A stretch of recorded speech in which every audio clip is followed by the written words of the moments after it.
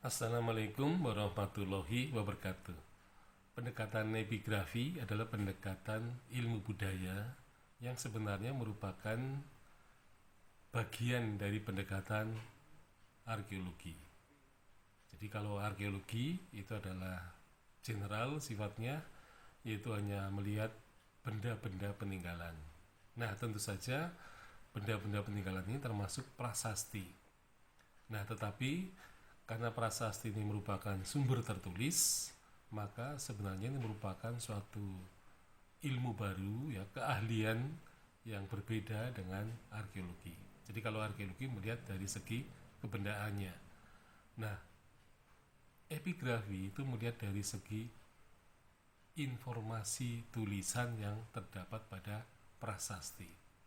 Jadi prasasti ini merupakan dokumen yang sangat penting, itu dokumen yang menggambarkan zamannya. Jadi prasasti-prasasti itu akan dilihat dari faktor misalnya penanggalannya.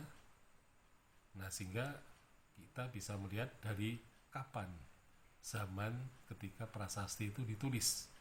Begitu pula juga seringkali menginformasikan adanya raja yang mengeluarkan prasasti itu atau menyebut nama seorang raja, atau juga berkaitan dengan gaya tulisan, ya. Jadi nanti salah satu ilmu epigrafi yang penting adalah seorang epigraf itu akan mengenal gaya tulisan yang sesuai dengan masanya.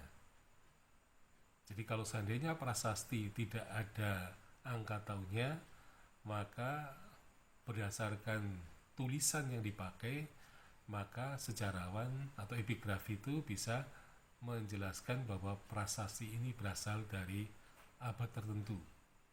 Jadi gaya tulisan. Nah, di samping epigrafi mempunyai keterampilan mengenai tulisan, juga mengenai bahasa. Jadi memang ilmu epigrafi ini termasuk ilmu yang berat, ya, karena harus menguasai gaya tulisan dan juga bahasa yang dipakai. Nah, prasasti-prasasti itu memperlihatkan adanya bahasa Sanskerta, kemudian ada juga bahasa Melayu kuna, ya, di Sumatera, di Jawa, kemudian ada Jawa kuna. Nah, dari Jawa kuna itu kemudian beralih ke Jawa pertengahan. Tapi Jawa pertengahan ini tidak dipakai untuk prasasti, ya. Jadi prasasti kebanyakan menggunakan bahasa Sanskerta dan Jawa kuna untuk di Jawa, dan kemudian kalau di Sumatera menggunakan bahasa Melayu kuna. Jadi di satu sisi ada bahasa dan tulisan, dan kemudian kita bisa mengetahui informasi mengenai zamannya sebagaimana disebutkan di dalam prasasti-prasasti itu. Nah, prasasti-prasasti itu adalah ibarat dokumen tertulis. Jadi ya sebenarnya sama dengan surat-surat resmi yang dikeluarkan oleh misalnya pemerintah Hindia Belanda, gitu ya. Nah, kalau prasasti dikeluarkan oleh raja-raja atau bisa dikeluarkan oleh pejabat-pejabat penting, ya, seperti apa, Rakrayana Hino, Rakrayana Halu, atau Rakrayana Sirikan. Ya, jadi ada pejabat-pejabat yang mempunyai kewajiban untuk atau mendapatkan hak untuk menerbitkan sebuah prasasti.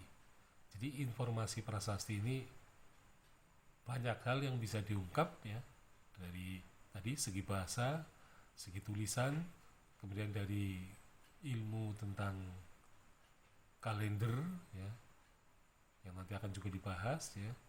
Nah, juga mengenai perpolitikan pada zamannya itu. Nah, selain itu juga ada unsur-unsur budaya yang memang hidup pada zaman itu. Dan yang paling mencolok di dalam prasasti adalah informasi mengenai penetapan desa Sima atau daerah Sima untuk keperluan bangunan suci tertentu. Nah, jadi prasasti-prasasti kita ini memang sering terkait dengan manusuk Sima. Nah, tetapi manusuk Sima ini sering dikaitkan dengan bangunan suci tertentu dengan nama tertentu. Ya, seperti banyak contoh-contoh yang sudah dibahas misalnya dalam sejarah kebudayaan di Indonesia. Nah, epigrafi ini adalah merupakan dokumen yang bisa dikatakan sezaman dengan ketika seorang raja atau seorang pejabat menerbitkannya. Jadi ini lebih eksak ilmu prasasti ini. Nah, karena eksakinya maka bukti yang paling nyata dalam penulisan sejarah abad ke-5 sampai abad ke-15 itu adalah prasasti. Jadi prasasti ini merupakan sumber utama. Nah, tetapi pada masa sesudahnya, yaitu pada masa masuknya Islam ke Indonesia, maka tradisi prasasti ini tidak muncul lagi. Artinya tradisi prasasti memang tidak diteruskan oleh masyarakat Indonesia, sehingga untuk menulis sejarah abad ke-16 ya, ini 16 sampai ke abad 17 ya, ini agak samar-samar karena tidak ada sumber tertulis dalam bentuk prasasti. Meskipun nanti juga ada karya tertulis dalam bentuk manuskrip. Nah, nanti ketidakberadaan prasasti pada zaman masuknya Islam nanti akan diperkuat dengan sumber-sumber asing, misalnya catatan para musafir ya, atau katakanlah para pelayar dari Portugis misalnya, dari Belanda, sehingga sumber-sumber asing akan bisa memperkuat sumber-sumber yang disebut sebagai manuskrip. Nah, jadi prasasti ini merupakan sumber yang sangat penting yang menggambarkan situasi zamannya. Ya, jadi dari prasasti kita mendapatkan pengetahuan mengenai misalnya adanya dewa matahari yang sangat khas Indonesia. Jadi misalnya prasastinya Mula Warman itu menyebut bahwa ada dewa matahari yang disebut sebagai Ansuman. Ya. Nah, berarti bahwa bangsa Indonesia pada zaman dulu memang sudah ada tanda-tanda melakukan pemujaan terhadap dewa matahari. Jadi tidak hanya orang Mesir kuno saja. Ya. Nah, kemudian dari prasasti juga kita memperoleh nama-nama dinasti atau wangsa yang pernah berkuasa di Indonesia. Jadi wangsa-wangsa yang berkuasa di Indonesia akan tampak dari prasasti-prasasti yang ada.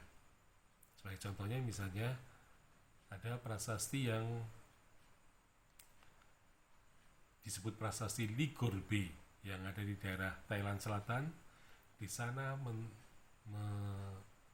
mendapatkan nama Selendra Wangsa Prabu. Jadi raja dari dinasti Selendra. Kalau prasasti-prasasti Jawa Tengah itu belum menyebut Selendra Wangsa Prabu, ya, jadi masih menyebut Gapunta Selendra. Nah, ini merupakan suatu bukti sejarah, bukti tertulis yang sifatnya eksak. Jadi prasasti ini hampir-hampir bisa dikatakan sebagai dokumen resmi pemerintahan yang mungkin sama dengan arsip-arsip resmi yang dikeluarkan oleh pemerintah kolonial Hindia Belanda. Tetapi informasinya tertulis dalam bentuk batu-batu dan juga logam.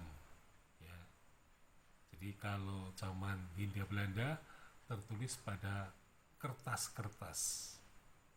Sekian, assalamualaikum warahmatullahi wabarakatuh.